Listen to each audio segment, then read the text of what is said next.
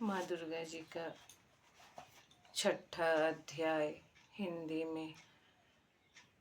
देवी त्वं भक्ष्लभे सर्वकार्यविधायिनी कलहिकार सिद्ध्यर्थमुपायं पुरोहितं सुपचामि कलुश्रेष्ठ साधनं मया त्वया स्नेहं वस्त्रप्रकाशित्वम् असि श्री दुर्गा सप्तलोके तत्त्वतः नारायणी स्मशानी महाकाली महालक्ष्मी महासरस्वती देवता श्री दुर्गा प्रतिस्फलके दुर्गा पाठ विनोगम ज्ञानी नाम पितान से देवी भगवती सबलस्महाय महामय प्रसिद्धि दुर्गे समृता वितिमसी जंतु सहते समृता मति मधु स्मृत दर्द दुख भयहारिणी का तदन सुख सदा दर्द चिता शर्मंगलमांगले शिवे सर्वासाधिके शरणं के गौरी नारायणी नमस्तुते शरणागति नारपित्राणपरायणे सर्वेशे आदि हरदेवी नारायणी नमस्तुते सर्वस्वरूपे सर्वेशे सर्वशक्ति समन्विते भयभयस्त्रहिनो देवी दुर्गे देवी नमस्तुते रोगांश शांतपहंसि तुष्टारुष्टातुकमान सकलानमिष्टान्तमासिता नमना विप्राणं तमयसिता हर्षं सावर्धा प्रसन्नं त्रिशूरी मृत्युकालभैरी विनाशनम। पाठ शुरू करने से पहले स्तुति करना जरूरी होता है, इसलिए माँ दुर्गा को आवाहन करना पड़ता है। ओम जयंती मंगला काली भद्रकाली कपालिनी दुर्गा क्षमा शिवा धात्री स्वाहा सदा नमस्तुते। मैं सर्वेश्वर भैरव के अंक में निवास करने वाली परमोत्कृष्ट पद्मावती देवी की चिंतन करता हूँ। वे नागराज के आसन पर बैठी है। नागों के फनों में सुशोभित होने वाली मणियों की विशाल माला से उनकी देहलता उदासित हो रही है। सूर्य के समान उनका तेज है। 3 नेत्र शोभा बढ़ा रहे हैं। वे हाथों में माला, कुंभ, कपाल और कमल लिए हुए हैं तथा उनके मस्तक में अर्धचंद्र मुकुट सुशोभित हैं।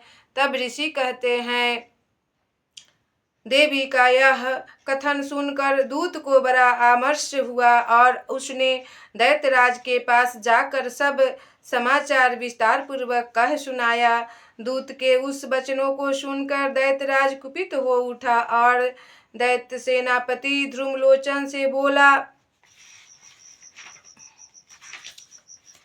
ध्रुमलोचन, तुम शीघ्र अपनी सेना साथ लेकर जाओ और उस दुष्टा के केस पकड़कर घसीटते हुए उसे बलपूर्वक यहाँ ले आओ। उसकी रक्षा करने के लिए यदि कोई दूसरा खड़ा हो तो वह देवता, यक्ष अथवा गंधर्व ही क्यों न हो, उसे अवश्य मार डालना। ऋषि कहते हैं, शुंभ के इस प्रकार आज्ञा देने पर वह ध्रुमलोचन दैत्य 60,000 असुरों की सेना को साथ लेकर वहां से तुरंत चल दिया।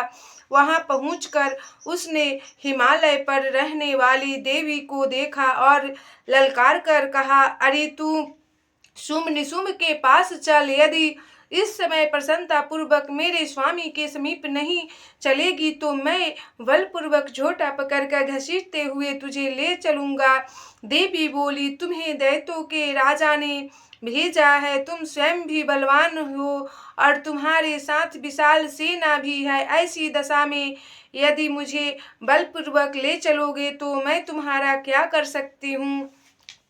तब ऋषि कहते हैं, देवी के यूं कहने पर असुर ध्रुमलोचन उनकी ओर दौड़ा। तब अंबिका ने हुं शब्द के उच्चार मात्र से उसे भस्म कर डाला। फिर तो क्रोध में भरी हुई दैत्यों की विशाल सेना और अंबिका ने एक दूसरे पर तीखे साय को शक्तियों तथा फरसों की वर्षा आरंभ की। इतने में ही देवी का वाहन सिंह क्रोध में भरकर भयंकर गर्जना करके गर्दन के बालों को हिलाता हुआ असुरों की सेना में कूद पड़ा। उसने कुछ दैत्यों को पंजों की मार से, कितनों को अपने जबरों से और कितनों की महादैत्यों को पटक कर ओठ की दाढ़ों से घायल करके मार डाला। उस सिंह ने अपने नखों से कितनों के पेट फाड़ डाले और थप्पड़ मारकर कितनों के सिर धड़ से अलग कर दिया। फिर कितनों की भुजाएं और मस्तक काट डाले तथा अपनी गर्दन के बाल हिलाते हुए उसने दूसरे दैत्यों के पेट फाड़कर उनका रक्त चूस लिया। अत्यंत क्रोध में भरे हुए देवी के वाहन उस महाबली सिंह ने क्षण भर में ही असुरों की सारी सेना का संहार कर दिया।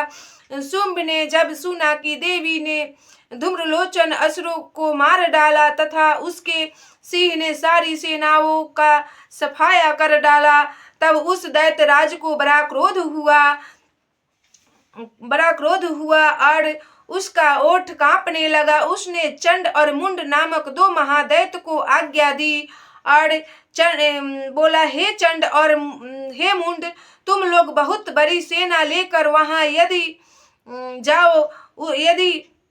उस देवी के झोंटे पकड़कर अथवा उसे बांधकर शीघ्र यहाँ ले आओ। यदि इस प्रकार उसको लाने में संदेह हो तो युद्ध में सब प्रकार के अस्त्र शस्त्र तथा समस्त आसुरी सेना का प्रयोग करके उसकी हत्या कर डालना। उस दुष्ट की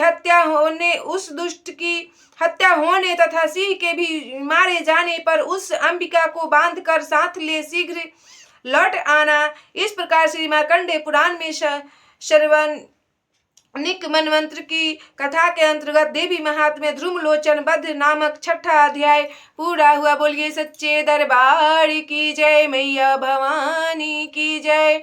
हर हर महादेव।